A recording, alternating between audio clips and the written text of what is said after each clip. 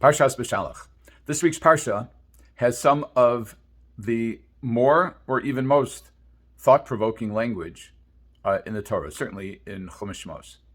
First of all, we are witness to some raw complaints by the children of Israel. And the setup is as follows. They leave Egypt, and all of a sudden they're surrounded. They have the sea in front of them, and their Egyptian pursuers are following closely.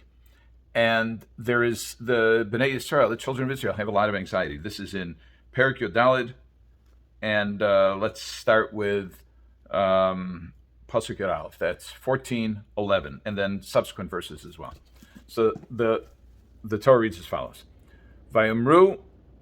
Well, let's start with Yud. Sorry. Okay, that's verse 10. Paro hikriv. Paro's getting closer. Vayisu b'nei Yisrael eseinehem. The children of Israel lift up their eyes. V'nei Mitzrayim nosei achreihem. And it looks like Egypt is traveling or pursuing them, traveling after them, pursuing them. Vayiru ma'od, and they were exceedingly fearful. Vayitzaku b'nei Yisrael el Hashem. And the children of Israel cried out to God. Vayomru el Moshe. And they said to Moshe, in a classic example of Jewish sarcasm, what, you took us out to the desert because there weren't enough graves for us in Egypt? What did you do to us by taking us out of Egypt? This is what we told you in Egypt. Leave us alone, we'll serve Egypt. We would rather work in Egypt than die in the desert. That's wild. It's wild. The Bnei Israel who were just released from Egypt, and Hashem promised to deliver them, but they are quaking. Not enough graves in Egypt. You had to bring us to this desert. Everybody's got a wisecracking uncle who might say, or almost everybody, who might say something like this. So Moshe said to the people, Al tiro, don't be afraid. You just stand there and you watch the salvation that the Almighty is going to do for you today. The way you see Egypt now, you will never see them again like this. God will fight for you, and you be quiet. Here's the next. So, okay, that's thought-provoking, understandable, wild, etc. Now, the next verse. This is Tesvav, which is 15. Vayomer Hashem Moshe. Hashem said to Moshe, Ma titzak elai, what are you crying out to me for? Daber el b'nei Yisrael v'yiso. Speak to the children of Israel and go. First of all, what tza'akah, what crying out, what calling out, what prayer do we hear from Moshe? We don't hear of any prayer from Moshe. All we hear is Hashem says, Ma titzak elai, why are you praying? Why are you calling out to me? Go talk to the children of Israel and leave already. Go. So the first question is, what was Moshe's prayer? The second question is, why does Hashem shut down the prayer? Doesn't Kadosh Baruch Hu want the prayers of the righteous? I mean, we go so far as to say that he withholds children from some people so that they should get close to him through davening. We also know from the beginning of the Torah that the intermittent, unreliable nature of rain is specifically designed to elicit human prayer. And here, Hashem is shutting it down. Why? So let's look at Rashi. Rashi on this says, Ma titzak elai, lomadnu shoya Moshe omeiru mispal. So first of all, Rashi says, we deduce from here, we've learned from here, that Moshe was standing and praying, what we would call davening. He was davening to Hashem. Okay. Now, we don't know exactly what the source of his need was to daven. We'll talk about that. And then, Amar la Kadosh Baruch Hu, lo eis atol laharich b'tfilah, she'Yisrael nesunim b'tzara.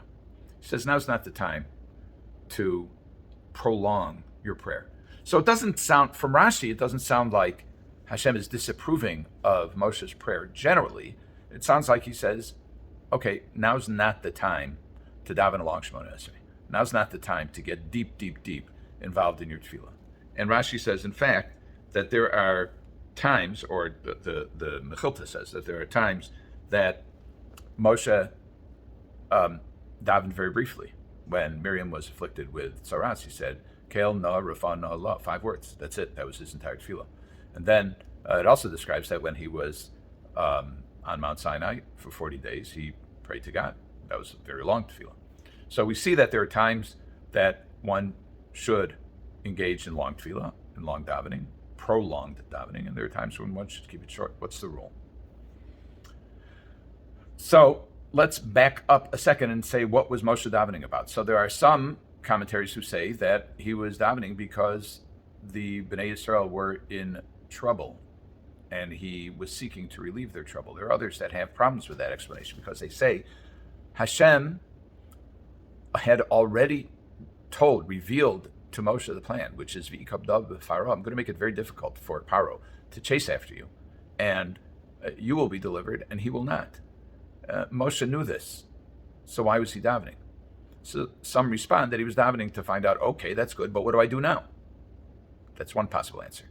The Seforno and other Meforshim, other commentaries on this verse say, no, he wasn't davening for that at all, because he already knew what was going to happen, but rather he was davening to figure out, how do I handle this highly critical, complaining people who say such outlandish things, such as, what, you brought us here because there weren't enough cemeteries, wasn't enough room for burying us in Egypt, so you had to bring us out to the desert? How do I deal with people like that? And this attitude had apparently, according to some, had infected the leadership. Some say it was only the Erev Rav, the additional hangers-on from Egyptian society, but some say that this was actually quite deep within the consciousness of the people. How do I deal with that?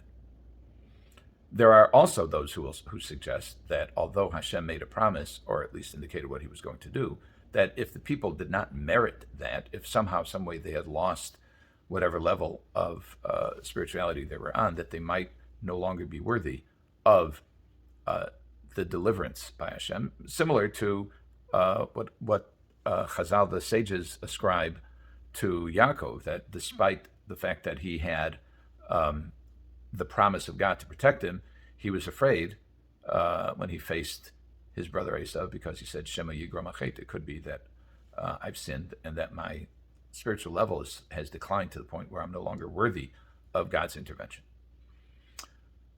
It appears, however, that there's an even more fundamental question, which is there's a dispute between the Rambam on the one hand and other Rishonim led by the Ramban about whether prayer in its very nature is a biblical mandate, it's required, or whether it's midrabanan, it's rabbinic. And more specifically, it's not prayer in general, but daily prayer. We daven 3 times a day. On special days such as holidays, Shabbos, we add a musaf. On Yom Kippur, we add ne'ilah.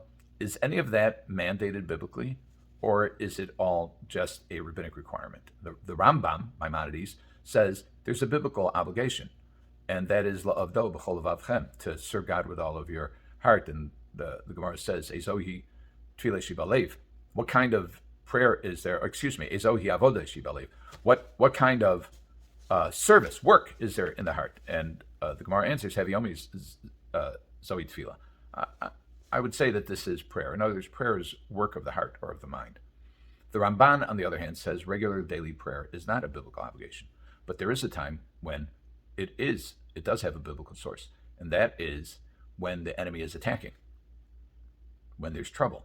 And the commentaries expand on that and say whenever a person feels like he's in trouble, he's anxious, then he has a biblical obligation to pray, besides perhaps a natural inclination as reflected in the saying, there are no atheists in foxholes. But at the end of the day, if there ever was a time to pray, it is when the people of Israel are in trouble and surrounded by the enemy with nowhere to go. What gives? So we go back to the question we asked early on, which is, it's not that there isn't a time to pray. There's always time to pray. The question here is, should it be a long tefillah, as as Moshe engaged in at one point, or should it be a short tefillah? What's the principle? It appears, at least in this case, that the principle is you say a prayer, but not at the expense of doing what you have to do. In other words, you say a prayer when there is nothing other tangible that you could be doing. If you're in the waiting room in a hospital, you pray. You don't watch TV. You don't read a book. I mean, you might need to. You might need to relieve the tedium and anxiety, and you switch things up, etc. But you're not talking to the doctor. You're just waiting. But if the time comes that you should be doing something, either getting medical treatment or talking to the doctor or engaging in the business deal or whatever it is you have to do, that's what you do. And then when the opportunity arises, not at the cost of doing what you have to do, that's when you pray. What HaKadosh Baruch Hu is teaching Moshe and teaching us by having this recorded in the Torah is, it is always appropriate to pray, but it's not always appropriate to pray for a long time. It's appropriate to pray and to do. In this case, when the Bnei Israel did, what they were demonstrating was that they actually believed in God, and they may have even elevated their spiritual level so that they were more deserving of the deliverance. Prayer is not the only path to God. It's a very good path to God, but it's not the only path to God. And we include all of them at their appropriate time and in the appropriate measure. Have a good Shabbos.